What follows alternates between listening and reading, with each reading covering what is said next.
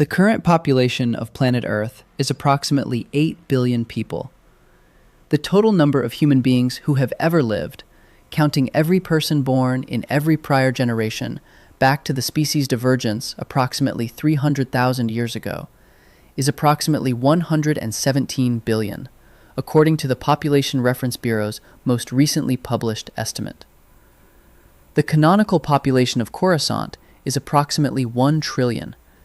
That is more than 100 times the current population of Earth, more than 8 times the total number of humans who have ever existed across the entire recorded history of our species, all of them living on a single ecumenopolis-tier urbanized sphere whose surface area is approximately the same as Earth's. Compress that population into Earth's land area, and the result is roughly 7,000 people per square kilometer of the entire planetary surface, every continent, every mountain range, every analog of what would otherwise be ocean.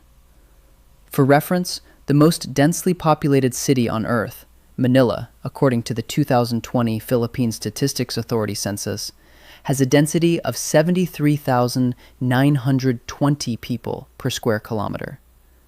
Coruscant's average across an entire planet, including what would be uninhabitable Earth analogs, is less than 10% of Manila's density. Sustained, continuously, everywhere. That is what the prequel-era world builders built. What follows is an audit of how they built it, and a prosecution of what happened when someone else inherited it. Approximately 1 trillion is the narrative baseline across multiple Legends-era sources. Michael Reeves used it in the 2001 novel Darth Maul, Shadowhunter. A character notes that the last census put the population of Coruscant at somewhere in the neighborhood of 1 trillion. The Wizards of the Coast 2003 role-playing sourcebook Coruscant and the Core Worlds puts the figure at 2 trillion. Star Wars' Fate of the Jedi Apocalypse refers to Coruscant's trillion residents in 2012. The figure ranges from approximately 1 trillion to 2 trillion across legend sources, depending on era and sourcebook. Disney's most recent primary canon source, the Acolyte Visual Guide, published in 2024, gives a specific census figure, 2,981,780,000,000 permanent residents, measured at 132 BBY, approximately 2.98 trillion. The official Star Wars databank on starwars.com does not include a population figure at all.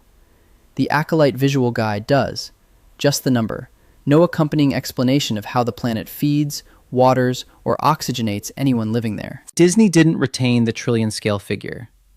Disney inflated it by nearly threefold and stripped out the receipts. That is a more serious version of the same problem. The audience that shows up to watch this kind of analysis already knows the shape of it. Coruscant's impossible engineering pulled 10,500 views at 2.6 times channel average. Economics Inside a Star Destroyer pulled 24,287 views at 6 times outlier. Both times, the demand signal is identical. People who want to know what the number actually requires. The comments on the Fleet video ran to World War II historical analogies and geographic comparisons. Not because the audience couldn't handle the abstraction, but because they refused to. Real-world math applied to fictional scale. That is the register this video operates in. 6 questions, 6 systems. Here is what the EU writer solved, and what Disney forgot to ask. Question 1. Food. 1 trillion sentient beings, eating an average of 2 kilograms of food per day, produces a total daily requirement of approximately 2 billion metric tons.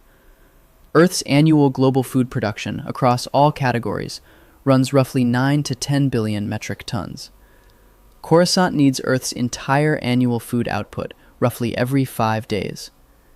At the Disney canon figure of 2.98 trillion residents, that ratio deteriorates by a factor of 3. The EU-era answer was a documented network of dedicated agricultural worlds. The Salich Agricultural Corporation, headquartered on the Core World's AgriWorld Salich, controlled 18 agricultural planets, including Salich itself, Rouen, Ulant, and Brost. The planet Tanab, inner rim, abundant sunlight, mild climate, is specifically categorized as an agriworld in Legends sources. The Star Wars The Old Republic HoloNet entry for Coruscant states the dependency plainly. Though the city world is without natural resources, it has long relied on member systems and allies to supply the raw goods for the population's growth and prosperity. That line is in the official SWTOR HoloNet right now. One sentence. No supply chain. No named worlds.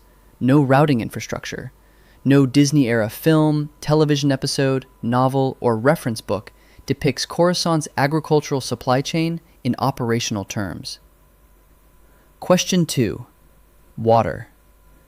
1 trillion beings consuming 100 liters per day, the UN's standard floor for domestic water access, produces a total daily consumption of 100 trillion liters, 100 cubic kilometers every 24 hours. The EU-era answer was a closed-loop system built around the planet's polar ice caps, the only surface water visible on Coruscant, with polar melt stations and planet-wide pipe distribution rendering the water cycle as engineered infrastructure rather than natural hydrology. The melt stations, the distribution network, the engineering logic that makes 100 trillion liters per day physically possible, none of that is rendered in any Disney-era production. The EU writers built the plumbing behind them. Question 3. Atmosphere. An ecumenopolis with no surface vegetation produces no biological oxygen. Coruscant is, by canonical description across Legends and Disney-era sources alike, entirely encased in constructed surfaces. The Subator HoloNet notes no natural resources. The Disney Databank lists only artificial temperate climate. EU Legends documentation addresses what it identifies as atmospheric reclamation systems, engineered solutions to a planet that can't photosynthesize its own air. The West End Games Imperial Sourcebook, written by Greg Gordon and released in October 1989, is the foundational reference text that Star Wars EU authors were reportedly given as source material. Legends canon treated Coruscant's atmospheric management as an active engineering problem, requiring continuous maintenance. Disney canon does not engage with the question at all. Question 4. Waste. 1 trillion beings produce at minimum 500 billion kilograms of solid waste per day, before accounting for industrial output or atmospheric CO2. Approximately 50 times Earth's annual municipal solid waste generation, every single day. Coruscant has 5,127 levels, confirmed across Wikipedia's Legends records and Wikipedia's Coruscant entry. The Dark Horse Star Wars Republic series, 83 issues from December 1998 through February 2006, is the primary comic vehicle for prequel-era Coruscant infrastructure in the EU, and it reportedly rendered the lower levels not merely as poor housing, but as the planet's service substrate. Maintenance corridors, processing zones, the accumulated mechanical and biological refuse of civilization stacked above. The official Disney Databank confirms the level numbering directly. Level 1313 is named, it states, because it sits 1,313 levels from the planet's core. 5,000 floors of habitation above that point requires 5,000 floors of sanitation engineering beneath it. Legends built that infrastructure into the fiction. Questions 5 and 6 move quickly. The Essential Atlas, published August 18, 2009 by Jason Fry and Daniel Wallace through Del Rey, is the most comprehensive galaxy-spanning cartographic and statistical document in EU canon. Coruscant's aerial skylane system is part of that documented infrastructure network. Disney-era productions show the skylanes as visual texture in establishing shots of Coruscant under the New Republic. No operational detail beyond the image. Coruscant's 5,127 levels run from governmental elite at the top to criminal underworld at the bottom, with level 1,313 floors from the core, Disney canon confirmed, sitting near the most lawless territory. Michael Reeves' Coruscant Nights trilogy, Jedi Twilight, June 2008, Street of Shadows, 2008, Patterns of Force, January 2009, All Del Rey, is the most sustained literary rendering of what vertical stratification means at human scale. Sector noir fiction in the lower levels, where altitude determines economic destiny and the gap between governing towers and subsistence is measurable in hundreds of floors. That sociology is present in Clone Wars, in The Acolyte, in The Mandalorian. It functions as atmosphere. Reeves built it as a system. Disney's most recent canonical population figure for Coruscant is 2,981,780,000,000. The Acolyte Visual Guide published that number. One document, one statistic. No explanation of how any of it works. The Mandalorian Season 3, Episode 3, The Convert, is the first New Republic-era Coruscant episode in live action. The city skyline is present. The political architecture of the New Republic is partially rendered. No food supply chain, no water infrastructure, no atmospheric engineering, no waste processing. The Acolyte, set approximately 100 years before the prequels, filmed across 8 episodes partly on Coruscant, the Jedi Temple, the Senate, establishing shots of the spires. None of its episodes engaged with the planetary logistics of supporting its own canonical census figure. The series was cancelled after 1 season. There is one strong counter-argument, and it deserves acknowledgement. Andor. The series renders Coruscant's institutional life with genuine forensic precision. The ISB board meetings, the budget hearings, the surveillance apparatus, the street-level poverty of the capital. It's serious institutional world-building. But institutional world-building isn't planetary logistics. Andor shows what happens in the offices. It does not show where the food comes from.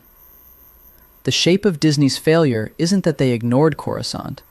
They treated it as a set, a collection of visually coherent surfaces that produce drama when characters move through them. The EU writers treated Coruscant as a system, and the system had to be documented before it could be dramatized. Saliq Ag's 18 agri-worlds aren't interesting in themselves. They are interesting because they are what makes the spires possible. Without them, the census figure is a number on a page. The Acolyte Visual Guide put the number on the page and stopped there.